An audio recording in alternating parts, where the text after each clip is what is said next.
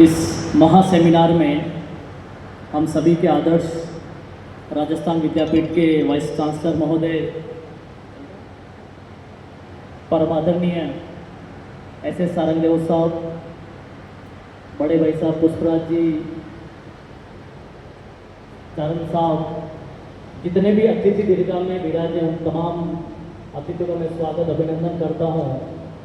इस पंक्ति में जितने भी पहली पंक्ति में विराजे उनका भी स्वागत अभिनंदन करता हूँ। और मेरे छोटे भाई बहन जो इस महा सेमिनार के हिस्सा बने हैं उनका भी स्वागत अभिनंदन करता हूँ। देखिए, राजस्थान के दक्षिणी राजस्थान का जो क्षेत्र कहलाता है हमारा उदयपुर, और मैं जिस तरह से पुष्पराज जी से बात कर रहा था कि राजस्थान में अब उठा के देखना इतिहास, सबसे ज़्यादा रिजर्वेशन कहीं किसी क्षेत्र में है तो हमारा TSP क्षेत्र है।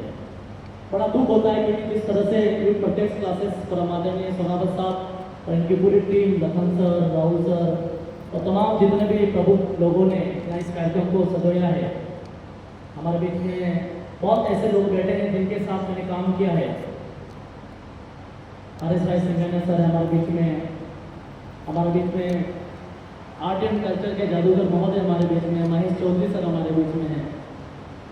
आप विश्वास नहीं करेंगे, कुछ समय में आपको दूंगा क्योंकि जिस काम के लिए हम आए हैं, बड़ा दुख होता है कि जब राजस्थान के दक्षिणी क्षेत्र का रिजर्वेशन सबसे ज़्यादा होने के बाद भी हमारा घर का परिवार का कोई सदस्य उदयपुर आता है, उदयपुर में उदयपुर तक आता है और वहाँ बस में बैठकर जयपुर और जोधपुर जाता है, तब दुख होता है कि कोचिंग उदयपुर में क्या कर रहे हैं।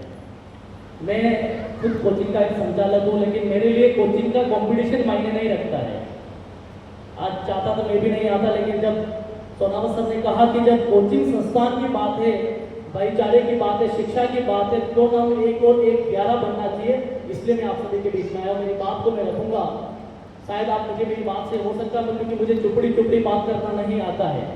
पूर्व वक्ताओं ने बहुत सारी अच्छी बातें कही, लेकिन मैं एक बात बेटियों और बेटों को कहना चाहूँगा।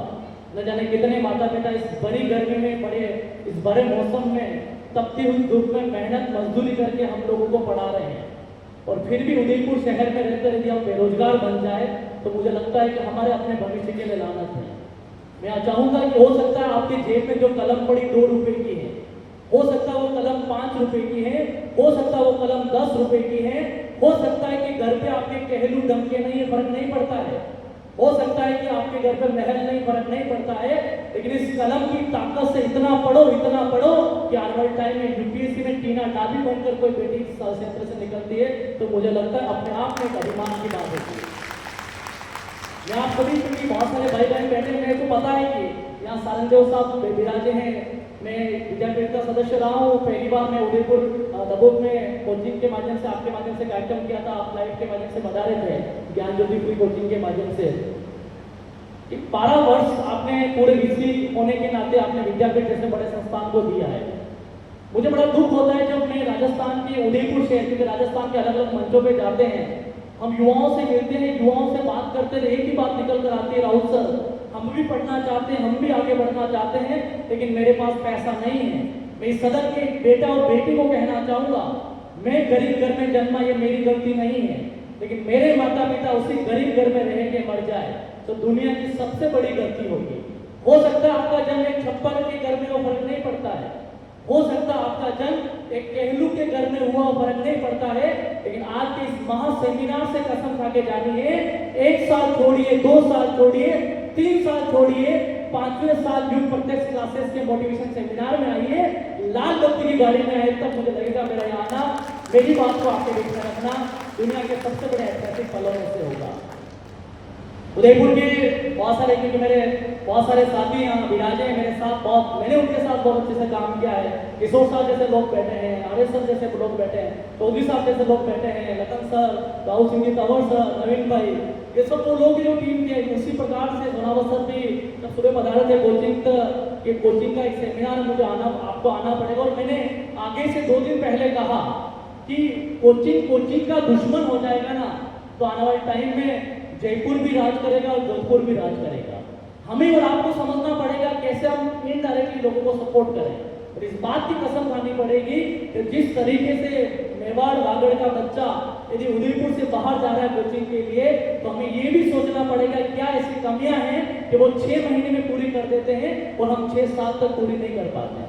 मैंने कहा मेरे को चुपड़ी चुपड़ी बात करने के लिए नहीं बुलाया है, मैं चाहता हूँ राजस्थान का एक नया इतिहास लिखा जाए और उस इतिहास में युग प्रत्यक्ष क्लासेस के स्मार्ट सेमिनार का लेखा जोखा हो और ये लिखा जाए कि जब सिलेक्शन ऑफ पुलिस कम्युनिटी की बात की जाएगी, जब फैक्ट्री ऑफ पुलिस की बात की जाएगी, तो राजस्थान के दक्षिणी क्षेत्र से कोई कोचिंग निकल कर आगे बढ़े तो उसका नाम युग प्रत्यक्ष क्लासेस हो। ऐसी उम्मीद मैं आप सभी से परमाजन डायरेक्टर महोदय से कहना चाहूँगा। साथियों, बहुत सारी बेटियां और बेटे बैठे हैं, आप बिलीव नहीं करेंगे क्योंकि आज पहली बार मुझे सारंगदेव साहब के सामने बात करने का मौका मिला। मैं जब अलग अलग क्षेत्रों में जाता हूँ, लास्ट में बिहार गया कार्यक्रम करने के लिए। आप बेटियां और बेटे आप सोचना, वहां के लोगों ने लोगों से पूछा कि ऐसा क्या कारण है पूरा बिहार भारत में प्रसिद्ध है, तो वहां के लोगों ने कहा राहुल सर, बच्चा हमारा यहाँ खाए या नहीं खाए, पढ़े या नहीं पढ़े, लेकिन ऐसा कुछ बनाते हैं बड़ा होकर पहलवान बनता है जो गोइंग टू टेक आउट। भारत में विश्व में कई पहलवान फेमस है तो वो बाहर के बिहार के आसपास के। यदि मैं बात करूँ, लास्ट टाइम हरियाणा में कार्यक्रम करने गया तो वहाँ के लोगों ने कहा हम आगे बढ़ने के लिए बच्चों पहलवान बनाते हैं। मैं लास्ट टाइम गुजरात गया, वहाँ के लोगों से मैंने पूछा ऐसा क्या कारण है कि भारत में जब बिजनेसमैन की बात आती है तो गुजरात आगे निकल कर आता है। तो वहाँ के लोगों ने कहा कि बच्चा कुछ करे या नहीं करे, चॉकलेट बेचना सिखाते हैं, बचपन से सपना दिखाया जाता है और बड़ा होकर उसको बिजनेसमैन बनाते हैं। जैसे मैं बिहार की बात कही, उस बात को वापस कोट करूंगा। जब बिहार की युवाओं की बात आती है और वहाँ अखबारों में पढ़ते हैं टेम्पो चलाने वाले की बेटी बनी IPS, पंचर बनाने वाले का बेटा बना IAS। जब वहाँ के कार्यक्रम की अतिथियों से मैंने लोगों से पूछा तो उन्होंने कहा कि वहाँ की इतनी गरीबी, इतनी मजदूरी है, तब जाके बिहार से लोग छोड़कर राजस्थान काम करने आते हैं।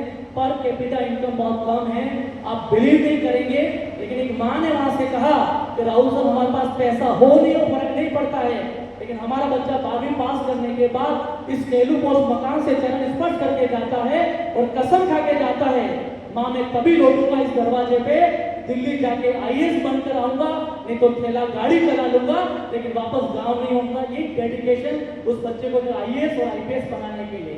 तभी तो आपने सुना होगा एक पंचर बनाने वाले का बेटी बनी IPS। राजस्थान में बहुत बड़ा दुख होता है कि बच्चा जब 8वीं पास होता है, मेरिट में आता है और उसको 9वीं क्लास के अंदर मॉनिटर बना देते हैं, तो घर वाले उसको मिठाई बांटने लग जाते हैं। दुख ऐसा होता है कि जिस समाज में उसको जो 4 लोग 4 रुपए उधार नहीं देते हैं, उसको समाज का कोषाध्यक्ष बना देते हैं।